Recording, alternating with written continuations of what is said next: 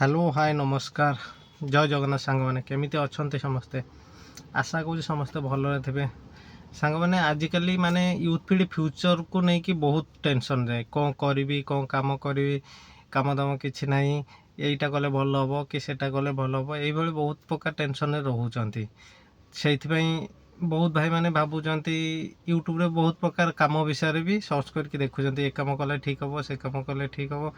Actually कौन करी कहीं भावुवे कि ओला उपर गाड़ी किणिकी लगेबी किए भावुव जोमेटो फूड डेलीवरी करी किए भावुव स्विगी इंस्टामार्ट आसला स्विगी भी फूड डेलीवरी करी तो बहुत प्रकार भाई मैंने बहुत प्रकार नाना प्रकार मैंने चिंता कर कौन कले एक्चुअली ठीक हम तो ता भर किसी भाई मैंने अच्छा जो मैंने कि ड्राइविंग जानी प्राइवेटली क्या गाड़ी भी चलाऊँ बोधे ड्राइवर हिसाब से कि ड्राइविंग शिखी भावुं ओला उबर कैब चलवाई तो जेहेतु कैब चलाइक कई नुआ गाड़ी किणुंट जो मैंने पैसा अच्छी जो मन पाखे नुआ गाड़ी किणवा सक्षम रोच किसी भाई मैंने टंका लक्षे 1.5 लाख नहीं भावुं गोटे सेकेंड हैंड गाड़ी किणवी तो सेकेंड हैंड गाड़ी किणिकी चलैबी तो बहुत टाइम एमती हुए आप गाड़ी सीना सेकेंड हैंड किणी दौरान से ओला उबर आटाच कर हुए बहुत टाइम एमती हुए आप प्राइवेट गाड़ी किणिले ईएमआई रे सपोज गाड़ी प्राइस है आप 5 लाख आपण 1.5 लाख देले बाकी ईएमआई कले करी गोटे प्राइवेट गाड़ी आनिले हेल्ले प्राइवेट गाड़ी तो ओला उबर आटाच कर हेनी तो से हैरान होती बहुत तो भिडियोटी को स्किप न कर संपूर्ण देखूँ आज भिडियो मुझे कहबी प्राइवेट गाड़ी जदि आपण मैंने ईएमआई नौकरी सेटा ओला उबर आटाच करी हबो कि नहीं आउ जदि हबो तो सेटा केमिति करके आटाच करेंगे समस्ते जानते मुझे जो गाड़ीटा चलाए माने मु निजे जो गाड़ीटा चलाए जोटा कि मारुति सुजुकी वागनर आउ गोटे गाड़ी भी मोर अच्छी जोटा अल्टो K10 सेटा आप 2017 मॉडल जाजपुर रजिस्ट्रेशन थिला से गाड़ीटा भी मु सेकेंड हैंड नहीं सेटा आपणकर प्राइवेट नंबर थिला तो मुझे जो फास्ट शोरूम को गली सेटा जेहेतु मुझे जानी आगुरी जे आपण को ओला उबर प्राइवेट नंबर तो गाड़ी हेनी जहाँ कमर्शियल टैक्सी नंबर दरकार तो गाड़ी थिला प्राइवेट रे तापर मु भी नेबी ईएमआई रे मो सेटा केते 2,80,000 ना केते एमते पड़ीथिला हेलाणी 2-3 वर्ष तो ठीक से मन नहीं आउ मु देइथिली 1,20,000 कि 25 भितर आउ बाकी ईएमआई करिया थिला तो जेहेतु मु ईएमआई रे नेबी गाड़ी नंबर अच्छी प्राइवेट आउ ताको केमती कोन कमर्शियल करी कमर्शियल न कले लागबनी ओला उबर तापर मु शोरूम वाला संग कथबार्ता हेली से मैंने कहले आमे तो आमर गाड़ी देदेबू आपणकर ईएमआई करके बाकीटा आप केमती कौन कमर्शियल करेंगे कौन सेटा आपण बुझे तापर मु गाड़ी नवा पूर्व मु कहली ताले मो टे भाई जो फाइनेंस वाला सागर बुझे ता छड़ा मो सांग पिला भी थिला जे जो मन को ए विषय नॉलेज अच्छी से विषय पचारि बुझिली से तो फास्ट मु कौन कली ना आपणकर जो फाइनेंस मु बुझिली एक्चुअली को बैंक आप कमर्शियल दौची लोन तो मु पचारि बुझारू मत कहला जे आपणकर महिंद्रा भी नहीं पारे कि चूला भी नहीं पारे मु से महिंद्रा हो कि चूला हो से विषय समस्त सारे कथबार्ता हेली फाइनेंस वाला सागर तापर महिंद्रा फाइनेंस वाला मत कहले जे आपण प्राइवेट नहीं जातु बर्तमान फाइनेंस करके आपणकर 3 मास पर अप्रूवाल दिहब आप ईएमआई ठीक ठाक दौरान तो 3 मास पर आपणकर कमर्शियल पे अप्रूवाल दिहब जोटा कि आपण जाकि आरटीओ जाकि कमर्शियल करें मु कहली जदि हो ताले भल कथा तापर जाकि आपणकर प्राइवेट लोन है पर मो गाड़ी आनली गाड़ी आणिकी 3 मास ईएमआई ठीक ठाक देली तापर जो फाइनेंस वाला पाखु गली से मैंने कहले आपणकर 3 मास न 6 मास को आईला तो 6 मास जगह मु कहली सार ना 3 मास को आईला तापर माने डायरेक्ट महिंद्रा फाइनेंस वाला सागर कथा ही मुझा आपको जो मीडिएटर जड़े थे जे शोरूम सब फाइनेंस बुझती नॉर्मली आप सेकेंड हैंड गाड़ी नहीं थे तो जानी थे शोरूम वाला समस्त माने जड़े फाइनेंस ये थाए फाइनेंस जड़े लोक थाए डिपार्टमेंट सी आपण सब फाइनेंस सी ही करते सी आपण सब किसी डिटेल्स नहीं सी देखते कौ फाइनेंस करले हम से फाइनेंस बैंक को रेफर करती से जहाँ भी हो तो ତାଙ୍କ ସାଙ୍ଗରେ କଥାବାର୍ତ୍ତା ହେଲି। ସେ କହିଲା 6 ମାସକୁ କହିଥିଲା, ମୁଁ କହିଲି ନାଇଁ 6 ମାସ ନୁହେଁ ସାର୍, 3 ମାସ କଥାବାର୍ତ୍ତା ହେଇଥିଲା। ତାପରେ 3 ମାସ ଜାଗାରେ ସେ କହିଲା ହଉ ମୁଁ ଦେଖୁଛି। ତାପରେ ମହିନ୍ଦ୍ରା ଫାଇନାନ୍ସ ସାଙ୍ଗରେ କଥାବାର୍ତ୍ତା ହେଲେ କେମିତି କ'ଣ କରିକି 3 ମାସ ଜାଗାରେ ମୋତେ 4-5 ମାସ ପାଖାପାଖି ଲାଗିଯାଇଥିଲା ସେ ଆପ୍ରୁଭାଲ୍ ଦେବା ପାଇଁ। ତାପରେ ଆପ୍ରୁଭାଲ୍ ଦେଲେ, ଯେହେତୁ ଯାଜପୁର ନମ୍ବର ପ୍ଲେଟ୍ ଥିଲା ମୋର, ତ ମୋତେ ପୁଣି ଯାଜପୁର ଯିବାକୁ ପଡ଼ିଲା। ଯାଜପୁର ଯାଇକି ସେ ଆପ୍ରୁଭାଲ୍ ଲେଟର୍ ଦେଲି। ଆପ୍ରୁଭାଲ୍ ଲେଟର୍ରୁ କହିଲେ ସେ ମାନେ ମହିନ୍ଦ୍ରା ତରଫରୁ ଆମକୁ କିଛି ମେଲ୍ ଆସିନି, RTO ଅଫିସ୍ ମୋତେ କହିଲେ। ତାପରେ ପୁଣି ମହିନ୍ଦ୍ରା ଅଫିସ୍କୁ ଆମେ ଆସିଲୁ, ମୁଁ ଆଉ ମୋର ଆଉ ଗୋଟେ ସାଙ୍ଗ ଯାଇଥିଲୁ। ତ ମହିନ୍ଦ୍ରା ଅଫିସ୍କୁ ଆସିଲୁ। ମହିନ୍ଦ୍ରା ଅଫିସ୍ ଆସିଲା ପରେ ମହିନ୍ଦ୍ରା ବାଲା କହୁଛନ୍ତି ଆମେ ମେଲ୍ ପଠାଇ ଦେଇଛୁ ଯାଜପୁର RTOରେ। ତାପରେ ସେଠି ଗଲା ପରେ ଯାଇକି ଆପ୍ରୁଭାଲ୍ ହେଲା କମର୍ସିଆଲ୍ ପାଇଁ। କମର୍ସିଆଲ୍ ପାଇଁ ଆପ୍ରୁଭାଲ୍ ହେଲା ଯେ ଖର୍ଚ୍ଚ ହେଇଗଲା ବହୁତ, କାହିଁକିନା ଆପଣଙ୍କର ଫିଟନେସ୍ କରିବାକୁ ପଡ଼ିଲା। ଯଦି ଟ୍ୟାକ୍ସି ନମ୍ବର ଗାଡ଼ି ଥାନ୍ତା ତ ଫିଟନେସ୍ ଅଲରେଡ଼ି ଥାନ୍ତା। ତ ଇଏ ପ୍ରାଇଭେଟ୍, ଯେହେତୁ ପ୍ରାଇଭେଟ୍ ଥିଲା,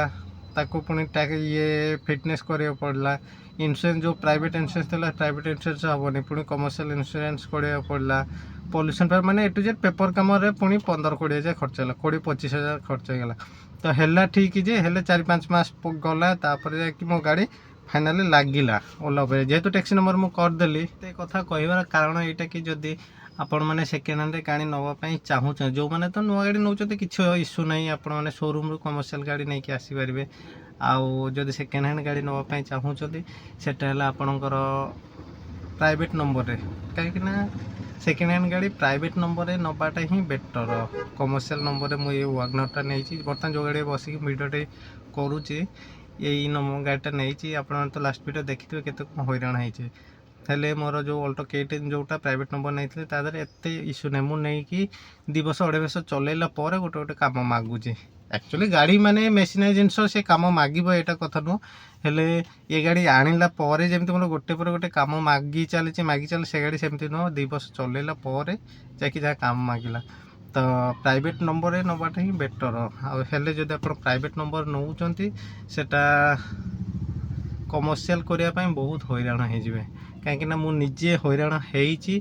ଯେଉଁ କହିଲି ଆପଣମାନଙ୍କୁ, ମାନେ ହଇରାଣ ମାନେ ଇଏ ତ ଖାଲି ଆପଣ ଭିଡ଼ିଓରେ ଦେଖିଦେଲେ ଏମିତି ହେଇଛି। ହେଲେ ଆକ୍ଚୁଆଲି ଯେଉଁ ଲୋକଟା କରିଛନ୍ତି ଏମିତି ବାରମ୍ବାର ଫାଇନାନ୍ସ ଅଫିସରେ ଦୌଡ଼ିବା, ଫାଇନାନ୍ସ ବାଲା ଆଜି ନାହିଁ କାଲି ଆସ, କାଲି ନାହିଁ ପରଦିନ ଆସ, ଏମିତି କରିକି ତାପରେ ଆପ୍ରୁଭାଲ୍ ଆସିବା, ତାପରେ ଯାଇକି RTO ଅଫିସ୍। ଇଏ ନୁହଁ ଯେ ଆପଣଙ୍କୁ ଭୁବନେଶ୍ୱର ରେଜିଷ୍ଟ୍ରେସନରେ ଗାଡ଼ି ମିଳିଯିବ। ସପୋଜ୍ ରେଜିଷ୍ଟ୍ରେସନ୍ ଅଲଗା କେଉଁଠି ହେଇଥିବ, ଆପଣ ପୁଣି ସେଇ RTOକୁ ଯିବେ। ସପୋଜ୍ ଧରନ୍ତୁ ମୁଁ ଯେମିତି ଯାଜପୁର ଗଲି, ଆପଣ ଯଦି କେନ୍ଦ୍ରାପଡ଼ାରେ ହେଇଥିବ କିମ୍ବା ଖୋର୍ଦ୍ଧାରେ ହେଇଥିବ, ଖୋର୍ଦ୍ଧା ଦୌଡ଼ିବେ, କିମ୍ବା ଧରନ୍ତୁ ଝାରସୁଗୁଡ଼ାରେ ହେଇଥିବ କି ଢେଙ୍କାନାଳ ନମ୍ବର ହେଇଥିବ, ତ ସେମିତି ଦୌଡ଼ିବେ। ଆଜି ହେଲାନି କାଲିକି ଯିବେ, ପୁଣି ଆସିବେ ଫିଟନେସ୍ ପାଇଁ 2 ଦିନ ଆପଣ ଫାଷ୍ଟ